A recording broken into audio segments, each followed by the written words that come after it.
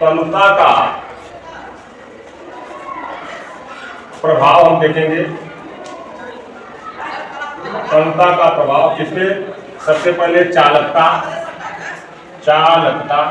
तो चालकता या विशिष्ट चालकता क्या होती है? ठीक है, विशिष्ट चालकता।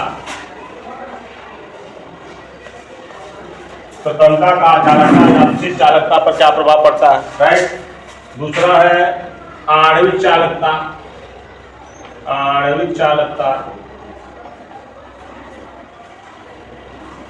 या मोलर चालकता। तो कभी किसी क्वेश्चन में पूछता है मोलर चालकता, किसी में आणविक चालकता, तो ध्यान देंगे मोलर चालकता। ठीक है।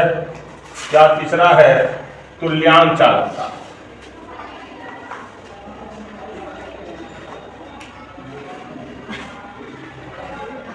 ठीक है।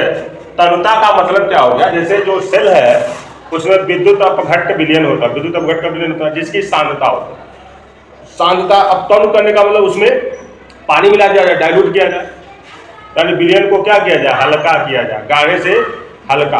तो अगर विलयन को गाढ़े से हल्का किया जा रहा है तो उस पे ऐसा करने पर जो सेल का विद्युत अपघट्ट विलयन है, अगर उसकी तनुता बढ़ाई जा रही है तो ये कैसे प्रभावित होंगे? ठीक है। तो बहुत ही इंपॉर्टेंट क्वेश्चन, बहुत से प्रतियोगी परीक्षाओं में या बोर्ड के परीक्षाओं में ये आता है और घुमा फिरा के पूछता है, जैसे चालकता पूछेगा या विशिष्ट चालकता या आणविक चालकता या मोलर चालकता या तुल्यांक चालकता। क्लियर है? तो जाने सबसे पहले बात हम लोग करते हैं चालकता। तो चालकता जो है, तनुता बढ़ाने पर चालकता क्या होती है? चालकता या विशिष्ट चालकता घटती है। क्या होती है भाई? घटती है। घटती है। क्यों घटती है? कि जब तनुता बढ़ाते हैं तो आयतन क्या होता है? बढ़ता है। आयतन क्या होता है? और आयतन बढ़ने से आयतन में जो आयनों की संख्या है वो क्या होती है? कम हो जाती है। समझ में आई बात? तो आयनों की संख्या, आयतन बढ़ने के कारण आयनों की संख्या घटती है, जिसके फलस्वरूप जो चालकता या विशिष्ट चालकता है वो क्या होती है? घटती है, डिक्रीज करती है। विशिष्ट चालकता या चालकता को हम किससे रिप्रेजेंट करते हैं? कप्पा से। किससे बात करते हैं? फार्मूले से भी आप समझ सकते हैं। देखिए, मोलर चालकता जो होता है वो अनुपाती होता है वॉल्यूम के। किसके अनुपाती होता है? इसी तरह से तुल्यांक चालकता लैम्डा इक्यू भी अनुपाती होता है, प्रोपोर्शनल होता है आयतन के वॉल्यूम के। ठीक है। मतलब क्या हुआ? देखो भाई, अगर हम आणविक चालकता या मोलर चालकता की बात करेंगे तो तनुता बढ़ाएंगे, तो तनुता बढ़ाने से आयतन क्या होता है? बढ़ता है। क्या होता है? तो जब आयतन बढ़ेगा तो मोलर चालकता भी क्या होगी? बढ़ेगी। समझ में आई बात? मतलब क्या? ऐसे समझो कि आयतन बढ़ाएंगे तो जो अणु होंगे आयन के बीच की दूरी क्या होगी? बढ़ेगी। दूरी बढ़ने से उनकी मोबिलिटी, उनकी चालकता क्या होगी? बढ़ेगी।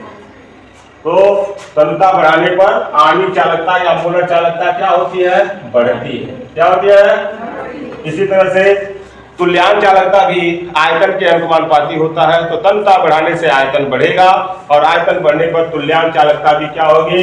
बढ़ेगी। क्या होगी? बढ़ती है।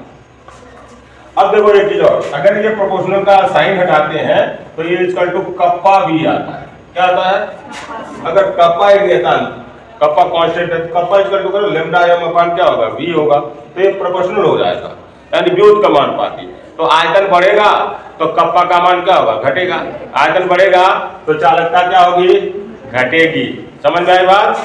तो तनुता का मतलब समझे, तनु करना यानी विलयन को क्या करना? हल्का करना। तो तनुता बढ़ाने पर चालकता या विशिष्ट चालकता क्या होती है? घटती है। आणविक चालकता या मोलर चालकता क्या होती है? बढ़ती है। तुल्यांक चालकता क्या होती है? बढ़ती है। समझ में आया? नोट कर लीजिए। Thank you.